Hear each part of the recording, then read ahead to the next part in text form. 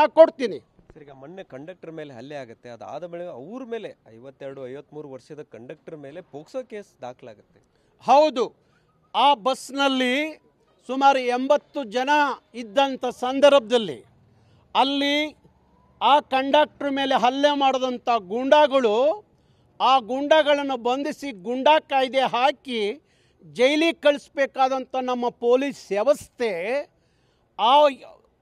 ಆ ಒಂದು ಹಲ್ಲೆಗೆ ಒಳಗಾದಂಥ ಆ ವಯಸ್ಸಿನ ಒಬ್ಬ ಕಂಡಕ್ಟರ್ ಮೇಲೆ ರಾತ್ರೋರಾತ್ರಿ ಯಾವ ಕಾಣದ ಕೈಗಳು ಕೆಲಸ ಮಾಡಿದವೋ ಗೊತ್ತಿಲ್ಲ, ಯಾವ ರಾಜಕಾರಣಿಗಳು ಒತ್ತಡ ಹಾಕಿದರೋ ಗೊತ್ತಿಲ್ಲ, ರಾತ್ರೋರಾತ್ರಿ ಲೈಂಗಿಕ ದೌರ್ಜನ್ಯದ ಕೇಸನ್ನು ಆ ಕನ್ನಡದ ಬಡಪಾಯಿ ಮೇಲೆ ಹಾಕುವಾಗ ಇಲ್ಲಿಯ ರಾಜಕಾರಣಿಗಳು ಮಣ್ಣು ತಿಂತಿದ್ರ?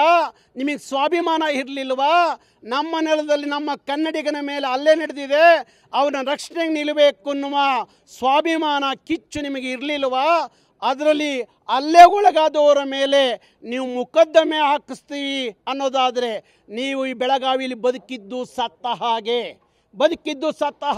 ಇಬ್ರು ಸಚಿವರು ಹೇಳ್ತಾರೆ, ಬೆಳಗಾವಿ ಜಿಲ್ಲೆ ಇಬ್ರು ಸಚಿವರು ಹೇಳ್ತಾರೆ ಪೊಲೀಸರ ತಪ್ಪಿದೆ, ಪೊಲೀಸರ ವೈಫಲ್ಯ ಇದೆ ಕೇಸ್ ಆಗಕ್ಕೆ. ಅಂದ್ರೆ ಇವ್ರ ಗಮನಕ್ಕೆ ಬರದೇನ ಆಗ್ತಾ ಇದಾವ? ಪೊಲೀಸರ ವೈಫಲ್ಯ ಇದೆ ಅನ್ನೋದಾದರೆ ನೀವ್ಯಾಕಿದ್ದೀರಿ? ನೀವ್ಯಾಕೆ ಒಬ್ಬರು ಸಚಿವೆ ಮತ್ತು ಒಬ್ಬರು ಸಚಿವರು ನೀವ್ಯಾಕ್ರಿದ್ದೀರಿ? ನಿಮಗೆ ಅಧಿಕಾರ ಹಾಕಬೇಕು, ಮಂತ್ರಿಗಿರಿ ಹಾಕಬೇಕು, ಕೊಡ್ರಿ, ರಾಜೀನಾಮೆ ಕೊಡ್ರಿ. ನಮ್ಮ ಕೈಲಿ ಆಗಲ್ಲ ಅಂತ ಹೇಳಿ ನಿಮ್ಮ ಸೋಲನ್ನು ಒಪ್ಕೊಂಡು ರಾಜೀನಾಮೆ ಕೊಡಿ. ಯಾವನು ಸರಿಯಾದ ಸ್ವಾಭಿಮಾನಿ ಈ ನೆಲದಲ್ಲಿ ಮಂತ್ರಿ ಆಗಲಿ ಅವನು ಕನ್ನಡಿಗರನ್ನ ಕಾಪಾಡ್ತಾನೆ. ನಿಮ್ಮ ಕೈಲಿ ಕನ್ನಡಿಗರ ರಕ್ಷಣೆ ಮಾಡೋಕ್ಕಾಗಲ್ಲ. ಪೊಲೀಸ್ ಅಧಿಕಾರಿಗಳನ್ನು ಹತೋಟಿಲಿಟ್ಕೊಂಡು ನ್ಯಾಯವಾಗಿ ಅವನ ಮೇಲೆ ಹಾಕಿರೋ ಕೇಸನ್ನ ವಾಪಸ್ ತಗೊಳ್ಳಿ, ಇದು ಸರಿಯಲ್ಲ ಅನ್ನುವ ಒಂದು ಎಚ್ಚರಿಕೆ ಕೊಡೋದು ಬಿಟ್ಟು ಎಲ್ಲೋ MESನವ್ರನ್ನ ಮರಾಠಿಗರನ್ನ ಓಲೈಸ್ಲಿಕ್ಕೋಸ್ಕರ ರಾತ್ರೋರಾತ್ರಿ ಕಂಡಕ್ಟ್ರ್ ಮೇಲೆ ನೀವು ಕೇಸ್ ಹಾಕಿರೂ ಸಹ ಏನೂ ಗೊತ್ತಿಲ್ದಂಗೆ ಜಾಣ ಕಿವುಡ್ರ ಥರ ನೀವು ಇಲ್ಲಿ ಇದ್ದೀರಲ್ಲ. ನಿಮಗೇನಾದರೂ ಮಾನ ಮರ್ಯಾದೆ ಇದ್ದರೆ ಈಗಲಾದರೂ ಆ ಕೇಸನ್ನು ವಾಪಸ್ ತಗೊಳ್ಳೋಕ್ಕೆ ಅವ್ರು ಯಾರೋ ಅಧಿಕಾರಿ, ಪೊಲೀಸ್ ಅಧಿಕಾರಿ ಕೇಸ್ ಹಾಕ್ನಲ್ಲ ಅವನು ಸಸ್ಪೆಂಡ್ ಮಾಡಿ ಮನೆಗೆ ಕಳಿಸ್ರಿ. ಇನ್ನು ಬಾಕಿಯವರಿಗೆ ಬುದ್ಧಿ ಬರುತ್ತೆ.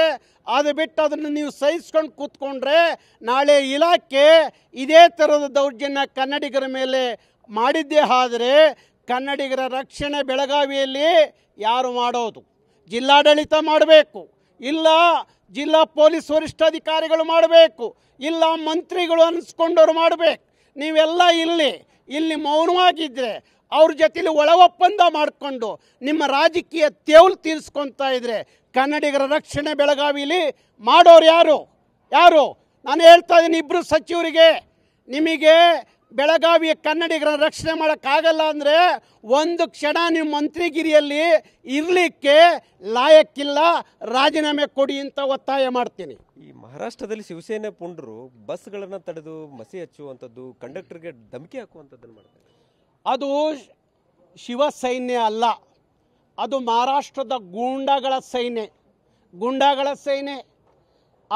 ಆ ಭಾರತದ ಗಡಿ ಒಳಗಡೆ ಆ ಕಡೆಯಿಂದ ಪಾಕಿಸ್ತಾನಿಗಳು ನಡ್ಕೋತಾರಲ್ಲ ಭಯೋತ್ಪಾದಕರ ಥರ, ಆ ಥರ ಇಲ್ಲಿ ಮಹಾರಾಷ್ಟ್ರದಲ್ಲಿ ಶಿವಸೈನ್ಯ ಆ ಪಾಕಿಸ್ತಾನಿಗಳಿಗಿಂತಲೂ ಕ್ರೂರತನವನ್ನು ವ್ಯಕ್ತಪಡಿಸ್ತಾ ಇದ್ದಾರೆ.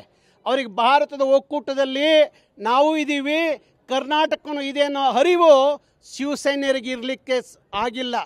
ಇವರೇ ಅಂತಲ್ಲ, ಬಾಲ್ ಠಾಕ್ರೆ ಇದ್ದರೂ ಅಷ್ಟೇ, ಉದ್ಧವ್ ಠಾಕ್ರೆ ಇದ್ದರೂ ಅಷ್ಟೇ, ಅವನ ಮಗ ಇದ್ದರೂ ಅಷ್ಟೇ, ಆ ಗೂಂಡಗಳನ್ನ ಕಟ್ಕೊಂಡು ಮಹಾರಾಷ್ಟ್ರದಲ್ಲಿ ರಾಜಕಾರಣ ಮಾಡ್ತಾರಲ್ಲ. ನಿಮಗೆ ನಾಚಿಕೆ ಆಗಬೇಕು. ಇನ್ಮೇಲಾದರೂ ಮಹಾರಾಷ್ಟ್ರದಲ್ಲಿ ಶಿವಸೈನ್ಯ ಸರಿಯಾದ ರೀತಿಗಳನ್ನ ಕಲ್ತ್ರೆ ಭಾರಿ ಒಳ್ಳೆಯದು. ಇಲ್ಲ ಅಂದರೆ ಬೆಳಗಾವಿಲಿ ಹಂಗೆ MESನವರು ತನ್ನ ಎಲ್ಲ ಅಸ್ತಿತ್ವವನ್ನು ಕಳ್ಕೊಂಡ್ರಲ್ಲ, ಈಗಲೂ ಮಹಾರಾಷ್ಟ್ರದಲ್ಲಿ ಕಳ್ಕೊತಾ ಇದ್ದಾರೆ. ಮುಂದೆ ಮಹಾರಾಷ್ಟ್ರದಲ್ಲಿ ಅವರ ಅಂತ್ಯ ಆಗುತ್ತೆ. ಇವತ್ತು ಏನು ಮಾಡ್ತೀರಿ? ಇವತ್ತು ನಾನು ಆ ಪೊಲೀಸ್ ಕಮಿಷನರ್ನ ಭೇಟಿ ಮಾಡ್ತೀನಿ. ಪೊಲೀಸ್ ಕಮಿಷನರು ತಕ್ಷಣ ಆ ಕಂಡಕ್ಟರ್ ಮೇಲೆ ಹಾಕಿರುವಂಥ ಮೊಕದ್ದಮೆಯನ್ನು ವಾಪಸ್ ತಗೊಳ್ಳಿಕ್ಕೆ ನಾನು ಒತ್ತಾಯ ಮಾಡ್ತೀನಿ.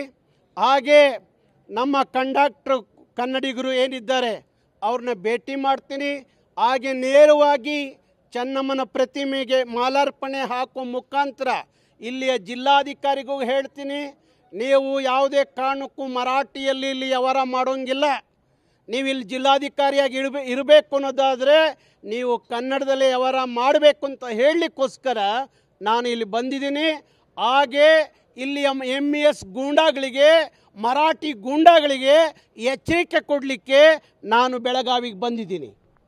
ಸೊ ಇದಿಷ್ಟು ಕರ್ವೆ ನಾರಾಯಣಗೌಡರ ಮಾತು. ಕ್ಯಾಮರಾಮನ್ ಪ್ರತಾಪ್ ಜೊತೆ ಸಹದೇವ್ ಮನೆ, TV9 ಬೆಳಗಾವಿ.